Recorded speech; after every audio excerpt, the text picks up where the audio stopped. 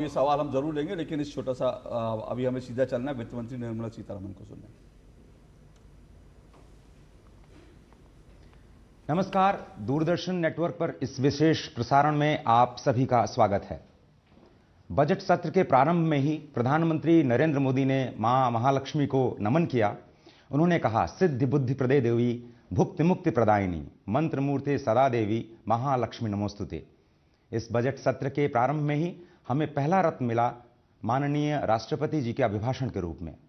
दूसरा रत्न मिला आर्थिक सर्वेक्षण 2024-2025 के रूप में, जिसे वित्त मंत्री श्रीमती निर्मला सीतारमण ने संसद के पटल पर रखा।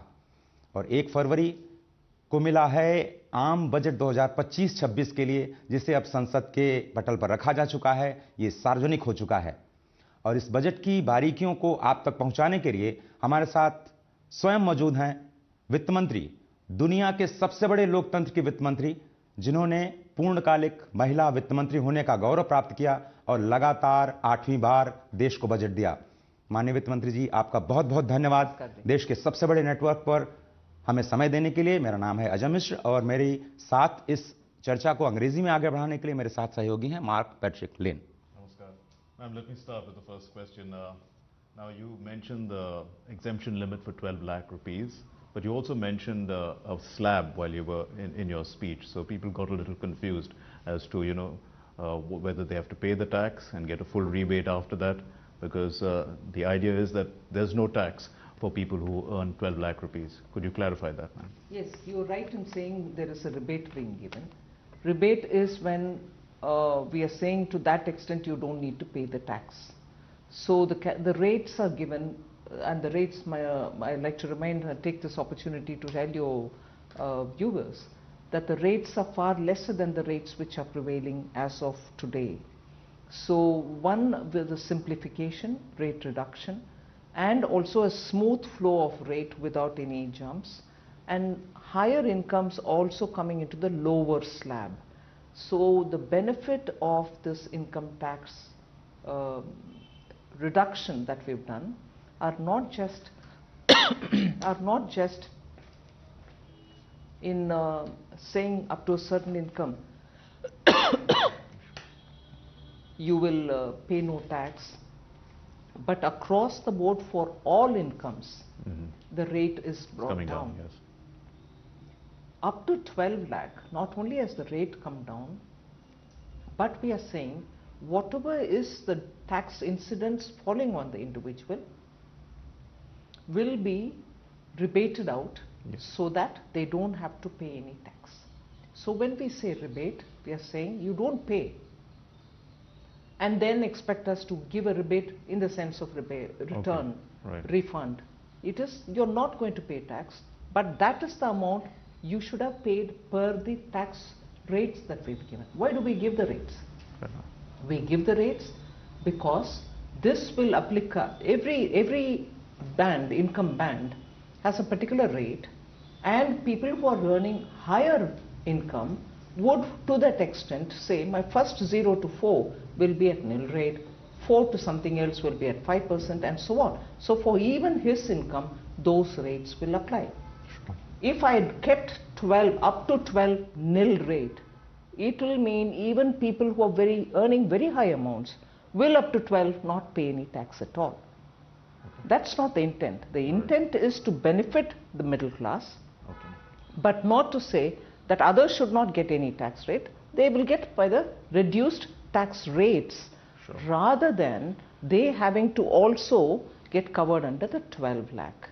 Therefore the differential approach, and people who would pay the who will calculate their tax based on the rate given will know there is a rebate up to 12 lakhs and they don't need to pay anything.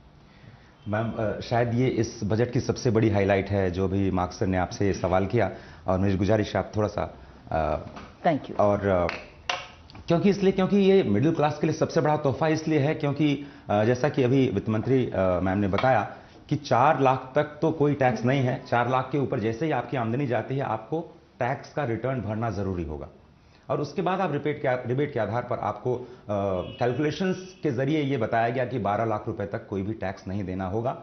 अगर आप salaried हैं तो शायद 12.75 लाख तक, 12.75 लाख तक कोई tax नहीं देना होगा। मैम, लेकिन इसके पीछे का अर्थशास्त्र क्या है? इतना बड़ा आपने रेवेन्यू फॉरगॉन किया, क्यों किया ऐसा? जी। नहीं, मैं माननीय प्रधानमंत्री जी को धन्यवाद देना चाहती हूँ। इसमें उनके गाइडेंस था कि टैक्स फोरगॉन के कैलकुलेशन से हट करके जनता के हाथ में वापस कितना पैसा, क्योंकि ये लोग कौन है? ये टैक्स पेयर्स है। जनता के हाथ में पैसा देना है तो अलग विषय है, हम अनाज दे रहे हैं मुफ्त में, लोगों को सीनियर सिटीजन्स गरीबी रेखा के नीचे जो है उनको पेंशन मिल रही है, ईपीएफओ में पेमेंट्स मिल रही है, ऐसे बहुत सारे कैटेगरीज हैं। मगर ये कैटेगरी कौन है? ये टैक्स पेयर कैटेगरी है, ज्यादातर चला रहा है। उनके लिए राहत देने के लिए प्रधानमंत्री जी का एक सुझाव था कि आप कुछ ऐसे कैलकुलेशन करो कि tax payer, honest tax payer से पे कर रहे हैं, उनको क्या हम दे पाएंगे, उसके लिए कैलकुलेट करो और कैलकुलेट करके आ जाओ। सो जब हम गए वो तुरंत इसको हाँ भरवाए कि हाँ दे दो। सो मैं इसको इनकम फोरगॉन के रास्ते से नहीं देख रही हूं, मगर जनता के हाथ में पैसा, कौन जनता? जो टैक्स पेयर है। Ma'am, also with regard to MSMEs, there are many announcements, but you've also made an additional 1.5 lakh crore credit guarantee for MSMEs for the next 5 years. The question comes to mind for the MSMEs is that the credit is available, but at what rates? How will they get it? That's right. That is why, if you remember, in the last budget in July, I had very clearly said that SIDBI will be now directed to open branches in industrial MSME clusters.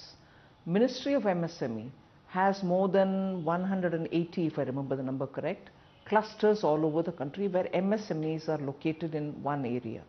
So in each one of these clusters, eventually in a matter of 3 years, we want to have as SIDBI branches. When SIDBI directly lends, SIDBI normally lends it through the banks, and the banks sometimes pass it on to the NBFCs. They in turn pass it on to small finance companies, who obviously for every stage jack up the interest rate. Whereas here, when SIDBI does it directly, the rate of interest is going to be reasonable. And also the usual complaint from MSME is any lender doesn't understand their business cycle. When are the term loans required? What kind of term loans are required? Like, for instance, you'll recall, in the last budget I had very clearly come up, for the first time ever in this country, MSMEs used to always get working capital, but they never had term loans. We have, for plant and machinery, we in July budget offered that. But normally, the MSMEs do have a little pet peeve, as I can put it, saying our businesses and business cycles are never understood by the bankers. But when SIDBI operates, they understand the MSME's business cycle, when they would need working capital enhanced, when we can expect them to pay back, and so on.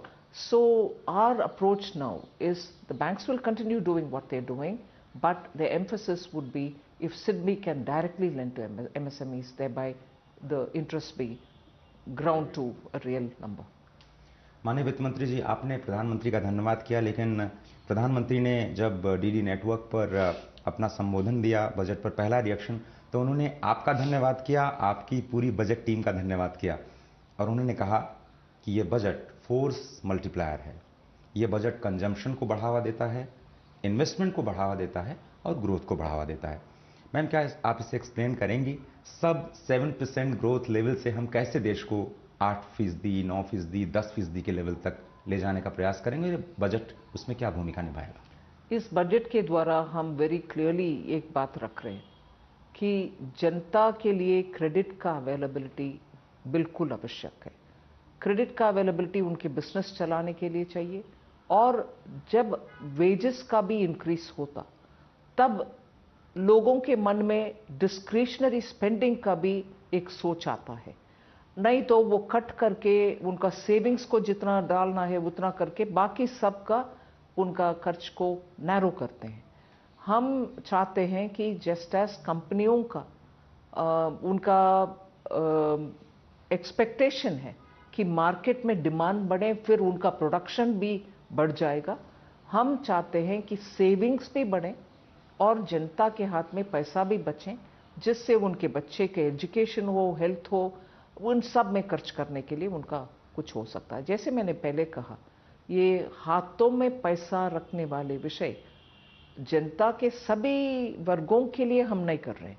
Tax payer को respect करके उनको दे रहे हैं, middle class को दे रहे हैं, जिससे उनका मन में जो डाउट आने लगा कि इस सरकार से हम क्या उम्मीद रख सकते हैं। मिडिल क्लास को तो मोदी जी पहले से रिस्पेक्ट करते थे, टैक्स पेयर को red carpet, red ribbon, I mean like there shall not be any corruption, we shall treat taxpayers with respect, taxpayer charter भी हम ले आए।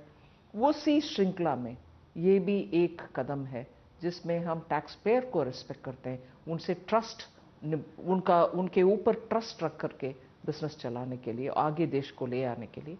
ट्रस्ट शब्द का प्रयोग आपने 12 बार किया पूरी स्पीच में। ट्रस्ट बेस्ड अप्रोच तो स्पष्ट तौर पर दिखता है, लेकिन चाहे वो कैपेक्स में ऐतिहासिक बढ़ोतरी हो या फिर टैक्स रिबेट के जरिए नई कर व्यवस्था के जरिए लोगों के कंजम्पशन को बढ़ावा देना हो, या फिर फिस्कल डिसिप्लिन के जरिए फिस्कल डेफिसिट को लगातार नीचे कम करना हो, ये तीनों ही माध्यम से हम शायद निवेशकों को ये कहना चाहते हैं कि आप आइए, देश में निवेश करिए और भारत तैयार है भविष्य के लिए। इसके साथ BIT का रिव्यू भी हम कर रहे हैं, जिससे बायलैटरल इन्वेस्टमेंट ट्रीटी एग्रीमेंट्स जो जब देश के साथ दूसरे देश के साथ करते हैं बायलैटरली, उसका भी फॉर्मेट भी और उसका सेक्शंस का भी और रोबस्ट करने के लिए हम कोशिश कर रहे हैं, और सर्टेनली इन्वेस्टमेंट बढ़ाने के लिए जो भी हम मेशर उठाना है उसको उठाएंगे। Ma'am, you've announced support for the leather, footwear and products industry in terms of toys, in terms of technology and infrastructure, I think. So what kind of support is this, ma'am? I mean, what can they expect? As it is, you find that we have been giving PLI for many of the products, particularly when it came to electronics, and that has paid off very well. There are some other sectors where we need to give a bit more push, but these three sectors we want to understand their requirements and support them. Just as even in this budget, for instance, I have reduced the duty, import duty on certain critical minerals, because they are very important for us, particularly for the MSMEs, for improving on their manufacturing capabilities. Similarly, for leather, we've also tweaked the import duty and export duty for some other items, so that some valued raw material can go from India out, so that small tanners can benefit from it, the crushed leather. So the measures have been not just through one route of incentivizing production. Measures are also for cost cutting in terms of input costs will have to be brought down. If essential raw materials which are not available in India have to be brought from elsewhere, we've enabled reduction in duties as well. What about transforming India Post, ma'am? And now you're making it into a public logistics organization. What exactly, I mean, how is this going to be done? And I mean, how does it affect the kind of employment? You know, actually speaking, even today, the Dak Sevaks in the villages are performing so many multifarious roles. They go sell insurance, they also talk to them about certain kind of services which the post office can give. They run a small payments bank. All this is being done by the post office. There is a huge network all over the country. But if we are not able to optimally utilize them, they also can fall into bad days. As it is, there is not enough support which have been given for very many other plans of the India Post. There was, of course, some revival done some years back. So we thought, why is it that we have this wide network, Indian assets, huge connect they have with the people. In fact, the local postman or the Dak Sevak used to be the first one people saw as a representative of government, central government. Post office brings money, checks, or even the pension payment once upon a time. Nowadays everything goes through digital. They were the connect for us. You successfully finished an interview, you got a job, the letter would come through the Dak Sevak. जमाना गया. बिल्कुल. So we want to revive that connect that India Post has with the people and make them also one of the nerve centers for India's growth.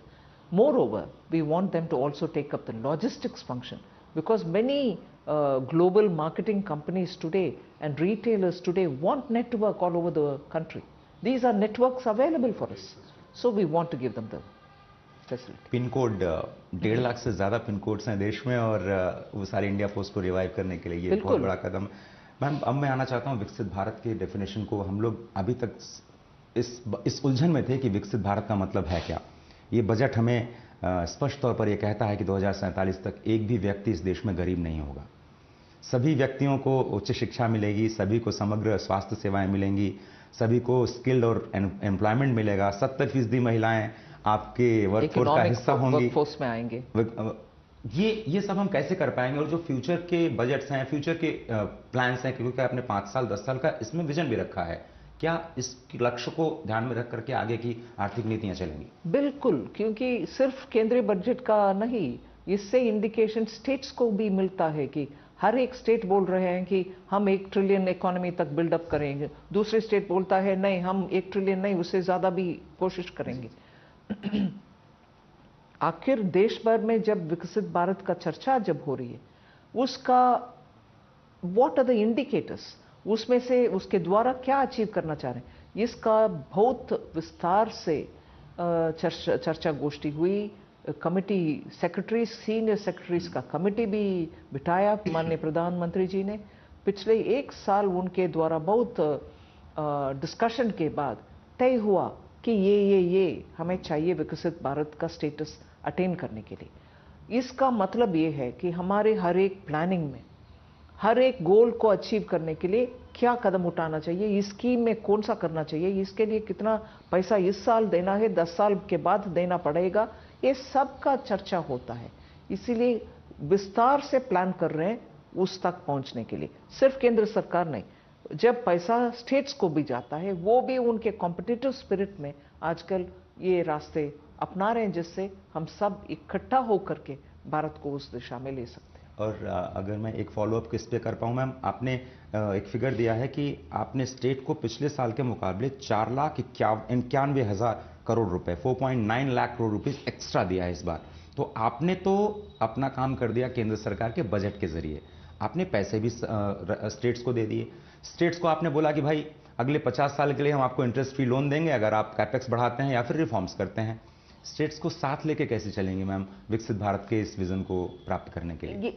मैं actually आपको respond करना है तो तुरंत ये बोलूंगी, 21 से ये 50 इयर्स इंटरेस्ट फ्री दे रहे हैं हम. इंटरेस्ट मतलब रुचि इसमें स्टेट्स के साथ से बात करने में आपको समझ में आएगा. स्टेट्स इसको इतना जोश से ले रहे हैं, वो उनको इससे फायदा हो रही है.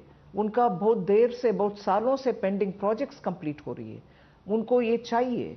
और उनके रिक्वायरमेंट्स के अनुसार इंटरेस्ट फ्री जब पैसा मिलता है वो भी तुरंत इसमें काम में लग जाते हैं. इसीलिए स्टेट्स के साथ काम करना इसमें चैलेंज नहीं है. इसमें चैलेंज ये है कि उनके जितना डिमांड है, हाँ थर्स्ट है, उसको कैसे पूरा करें, वही है.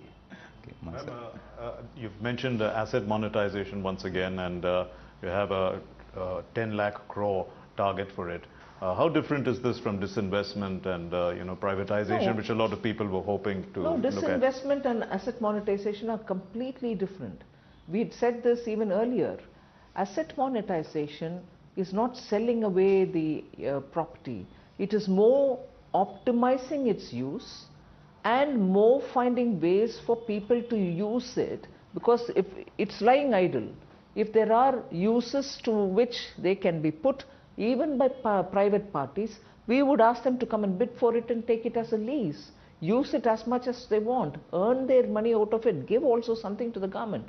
The property is going to remain with us, but it is a way in which you can monetize that asset, otherwise which lies idle.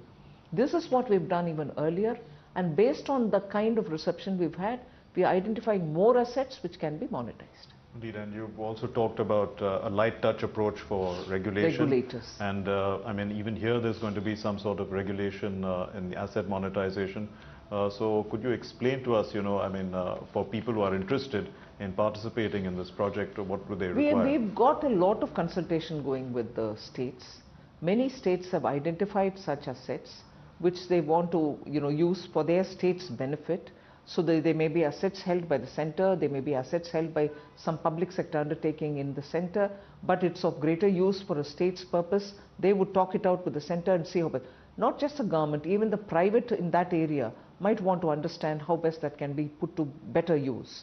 So the methodology of this getting executed has already been shown in the first phase of asset monetization that we had announced. I remember it was during 2020. In one of those several mini budgets, I had announced this, and it has picked up a lot of momentum since after. Now we want to have it benefit a lot more other assets. Clearly what comes of it is going to go back in building newer assets. That's why I said plow back. माननीय वित्त मंत्री जी, इस समय महाकुंभ 2025 का आयोजन प्रयागराज में चल रहा है और हम सभी आपकी सनातन सभ्यता के प्रति जो दृढ़ विश्वास है उससे भी परिचित हैं। महालक्ष्मी का भी की उत्पत्ति भी समुद्र मंथन से हुई। इस बजट को भी बनाने में आपने बहुत मंथन किया होगा। तो मेरा आपसे दो प्रश्न है। हमें गर्व होता है जब माननीय राष्ट्रपति जी आपको दही चीनी खिला करके विदा करती हैं बजट, और जो दो महिलाओं को देखते हुए विश्व पटल पर बहुत ही गर्व महसूस होता है, और आपने बजट में महिलाओं पर भी बहुत फोकस किया है। पहली बात ये। और दूसरी बात जो प्रधानमंत्री ने कहा है कि इंडियन नॉलेज रिपोजिटरी, जो भारतीय ज्ञान मनीषा है, उसके लिए चूंकि हम डॉक्यूमेंटेशन नहीं शायद कर पाए हैं, उसके लिए अब एक नया सिस्टम को आप बनाने जा रहे हैं। प्लीज उस पर प्रकाश डालें। इसमें दो अंश है। वन, मैनस्क्रिप्ट्स को डिजिटलाइज करने का, उसके लिए देश भर में एक्टिविटी चलेगी, क्योंकि ज़्यादातर मैनस्क्रिप्ट्स इवन नाउ प्राइवेट हैंड्स में है। और हमारे इच्छा ये नहीं है कि उनके कॉपीराइट को ले या उनका पोसेशन राइट को ले। हम सिर्फ उसको डिजिटलाइज करने तक ही उनसे रिक्वेस्ट करेंगे। सो उससे देश भर का हमारे धरोहर है उसका एक जगह पर डिजिटल फॉर्मेट में देख पाएंगे। एंड इसमें रिसर्च करने वाले लोग का इंटरेस्ट भी है। कहीं इधर उधर जा करके वो ढूंढना अनावश्यक है, रिपोजिटरी अगर बन जाता है। इसीलिए इसके ऊपर इस बार घोषणा करने की आवश्यकता है, और ये रिपोजिटरी बनाने के बाद सबके लिए इसको एक्सेस देने का भी हम प्लान कर रहे हैं। और महिलाओं के लिए? महिलाओं के लिए मैं इस बजट में हर स्कीम में, हर एक में ये मेंशन करना है कि इससे गरीब, महिला, अन्नदाता, नारी, युवा, सबके लिए बेनिफिट। हर एक स्कीम को मैं वो बात बोल सकती हूँ, मगर वो नहीं बोल, पहले से ही हम बोल रहे हैं। अगर हम 4 इंजन देख रहे हैं, वैसे ही 4 ग्रुप, जनता के ग्रुप देख रहे हैं, जिसको हम टारगेट रख के उन तक पहुंचाने के लिए हर स्कीम को डिजाइन करना। इसीलिए हर स्कीम में एक ना एक, चाहे वो गरीब और महिला या युवा और गरीब और अन्नदाता, सब कनेक्टेड है। क्योंकि पहली बार शायद कोई महिला उद्यमी कोई आती है तो उसके लिए आपने टर्म लोन की व्यवस्था की, इसलिए मैंने ये सवाल किया। ये नया स्कीम है, इसका नाम अभी तक तय नहीं हुआ है। हम पिछले कम से कम 9 साल से ये स्टैंड अप इंडिया का कार्यक्रम कर रहे हैं।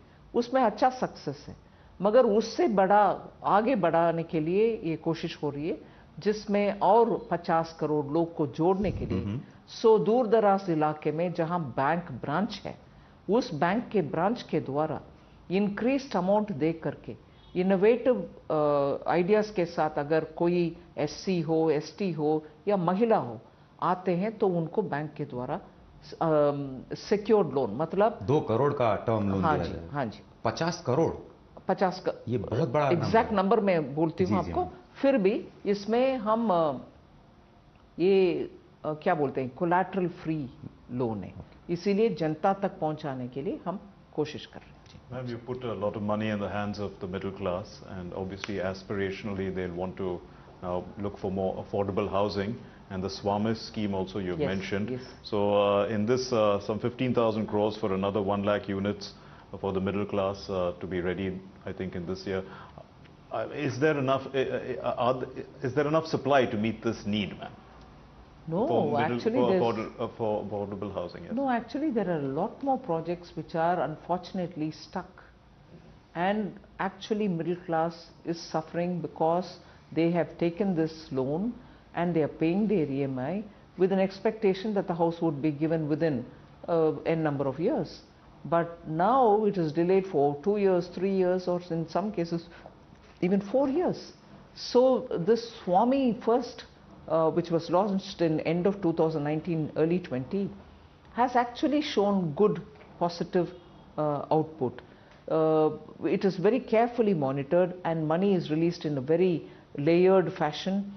So nobody again is going to divert the money for anything else. They are RERA approved projects, and therefore there is a scheme of things which runs in a systematic fashion, and systematic fashion, and we are able to also track the developments. And that is why we thought this is a safer way and also a sure way of making people get their apartments, which is long overdue. Ma'am, what are your expectations from increasing the FDI limit in insurance from 74% to 100%? Because even now a lot of companies who have shown interest, or investors who have shown interest from abroad, are seeking ownership, and because of that there is a greater possibility of money coming much more. Of course, we have very clearly said all the premium collected in India should be invested in India. Otherwise, there used to be this doubt saying, what happens if they come collect the insurance premium and go away or something like that. So we've made enough guardrails for it. वित्त मंत्री जी, अब मैं 4 engine जो आपने बताए उसमें से manufacturing को टच करना चाह रहा हूं, क्योंकि वो growth oriented, employment generation oriented है, और आपने स्वयं मिनिस्टर ऑफ कॉमर्स में इस पर फोकस किया है। नेशनल मैन्युफैक्चरिंग मिशन जो हम नया शुरू करने जा रहे हैं, लक्ष्य तो हमारा है कि जीडीपी में 17% के कंट्रीब्यूशन को बढ़ा करके 25% तक ले जाए। बहुत सालों से हम इसकी चर्चा सुन रहे हैं, जैसे जीएसटी की चर्चा हमने 17 सालों तक सुनी। क्या हम करने जा रहे हैं नेशनल मैन्युफैक्चरिंग मिशन में, और इसका आउटकम को क्या देखते हैं आप आउटकम के रूप में? इंडिया का पोटेंशियल एक्सपोर्ट में बहुत है, मगर जीएसटी आने से पहले तरह तरह के टैक्स का वजह से उनको कॉम्पिटिटिव बनना मुश्किल हुआ। अभी जीएसटी आ गए, उसमें आईजीएसटी है, एक्सपोर्ट करने वाले को टैक्स ही नहीं है। ऐसे टैक्सेशन के द्वारा हम राहत दे रहे हैं वैसे भी सिस्टम में। मगर आज ग्लोबल फ्लक्चुएशन जितने भी, वोलेटिलिटी एज दे से इट, जितने भी हैं, उसके कारण हमारे एक्सपोर्ट्स को नया मार्केट ढूंढने में दिक्कत हो रही है।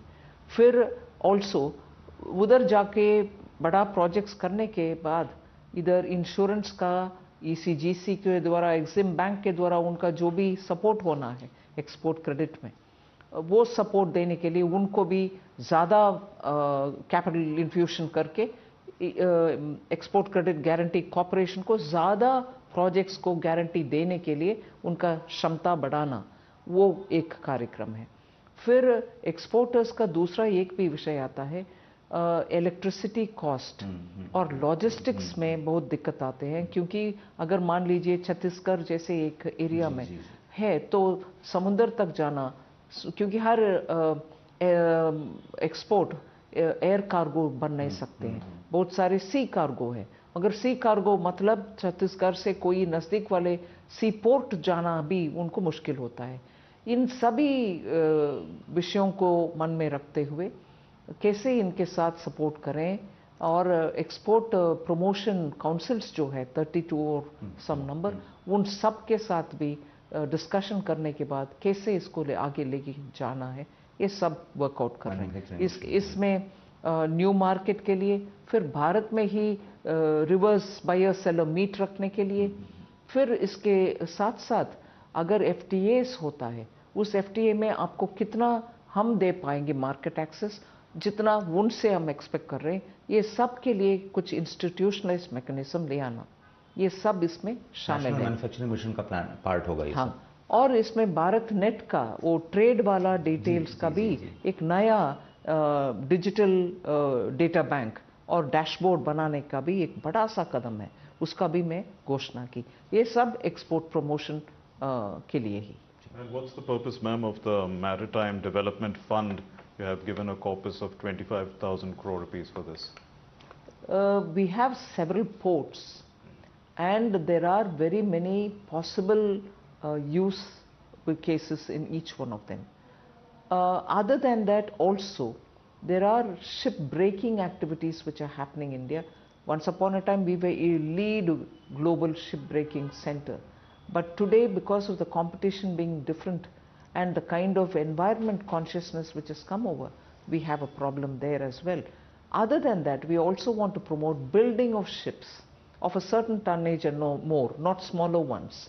Clearly those which are essential for India's future, whether you want oil tankers, whether you want ships to carry certain container loads, we need support. That is why we've created. Ma'am, अब अंतिम सवाल मैं आपसे करना चाहता हूं, चूंकि G20 के अध्यक्ष के तौर पर आपने पूरी दुनिया में women lead development, DPI, digital public infrastructure और एनर्जी ट्रांजिशन एक बड़ी ही प्रोमिनेंटली रखा भारत की ओर से। तो मेरा अंतिम प्रश्न आपसे ये है कि भारत की एनर्जी ट्रांजिशन का अपना खुद का मॉडल क्या होना चाहिए, और आपने न्यूक्लियर पावर पर इतना बड़ा फोकस इस बजट में क्यों दिया है? हाँ, ये बहुत ही अहम अनाउंसमेंट है इस बजट के द्वारा। पिछले बजट में हम हाइड्रो इलेक्ट्रिक पावर स्टेशंस में पंप्ड स्टोरेज का अनाउंसमेंट किया, जिसमें एक ही पानी है, एक बार बिजली उससे निकालना है या 2 बार वो निकालना है। पंप स्टोरेज का मतलब 2 बार उसी पानी को चलाते हुए, सो उससे कॉस्ट भी कम होता है, पावर जनरेशन भी ज़्यादा हो सकता है। ये सब करने के बावजूद भी हमें, और क्योंकि भारत का बिजली कंजम्पशन बढ़ने वाले हैं और बढ़ने वाले हैं आने वाले सालों में, हम परमानेंटली इसके लिए कुछ सोल्यूशन विच इज़ रिन्यूएबल करने के लिए कोशिश कर रहे थे। कोयला को वापस जाके थर्मल यूनिट लगाना नहीं है, मगर इसमें इसीलिए स्मॉल मॉड्यूलर रिएक्टर्स का सोच आया। भारत में ही उसका तकनीक अभी ऑलमोस्ट फाइनल स्टेज में आ गए हैं। हम छोटे छोटे न्यूक्लियर रिएक्टर्स बनाने में अपने आप का टेक्नोलॉजी के विषय में सक्षम है, इसीलिए इस को प्रोत्साहन देने के लिए हम कोशिश कर रहे हैं, जिससे भारत में ही जहाँ चाहिए वहाँ छोटे छोटे, पहले जो न्यूक्लियर एनर्जी सेंटर्स बना कुडम जैसे, वो सब बड़ा बड़ा है, ये छोटा के कारण जहाँ चाहिए वहाँ लगा सकते हैं। प्राइवेट सेक्टर के लिए भी खोलेंगे इसको? हाँ जी। Ma'am, may I squeeze in one last question, ma'am, about you so many tax concessions and you have a fiscal deficit target of 4.4% of GDP. So, I mean, how is this going to be met? Where you're getting your other sources of revenue from? Well, I think we have worked out for ourselves as to how far we can go on this, and we are very clear that when the consumption increases because of more money in the people's hand, anyway some of this money would also be plowed back into the economy, which will generate revenue. So that is one. Second, I was talking about asset monetization. We'll certainly look at how best we can take that forward. So that will fall in place, and we are confident that it will work out. Tax net will also be, we'll make sure we'll widen the tax net. वित्त मंत्री जी, हमने कोई भी राजनीतिक सवाल आपसे नहीं किया, लेकिन ड्रीम बजट आपको याद होगा 1997 को कहा गया था, उसके बाद विकसित भारत का बजट, नए भारत का बजट। आप इस बजट को कैसे परिभाषित करना चाहेंगी? प्रधानमंत्री ने इसे पीपल्स बजट कहा है। बिल्कुल ये पीपल्स बजट है, क्योंकि जनता से जो आवाज़ आया कि हमारे लिए एजुकेशन के लिए फैसिलिटी बना दो, पोषण के लिए बच्चे के लिए कुछ करो, और हायर एजुकेशन के लिए हमें फैसिलिटी करके दिखाओ, मेडिकल एजुकेशन के लिए विदेश में जाकर हमारे फॉरेन एक्सचेंज को खर्च कर रहे हैं, या कि इधर मेडिकल एजुकेशन के सीट्स बढ़ा दो, 75,000 और 5 साल में करने वाले हैं नया सीट्स। सो ऐसे जनता से समय समय पर जो आवाज़ आ रही है उसी को हम रिस्पॉन्ड करते हुए हर मेशर ले रहे हैं, और इसके कारण ही इनकम टैक्स का एक्ट को सिंप्लीफाई करने की घोषणा मैंने जुलाई बजट में की। अभी वो बिल लेके आ रहे हैं इस आने वाले सप्ताह में। वित्त मंत्री जी, बहुत धन्यवाद आपका समय देने के लिए, और जिस तरह से आपने कहा कि सबका साथ ये आपका लक्ष्य है विकसित भारत के लिए, आपने समय समय पर समीक्षा की, सभी की सिफारिशें ली और उनको इनकॉर्पोरेट करने की कोशिश की। इस मंथन में जरूर कुछ न कुछ आपको परेशानियों का सामना करना पड़ा होगा, लेकिन आपने कहा प्रधानमंत्री के मार्गनिर्देशन में एक पीपुल्स बजट इस देश को मिला है। आपका बहुत बहुत धन्यवाद। फिलहाल इस खास प्रसारण में मेरे और मेरे सहयोगी मार्क पैट्रिक लिन के साथ सिर्फ इतना ही। दीजिए इजाजत, नमस्कार।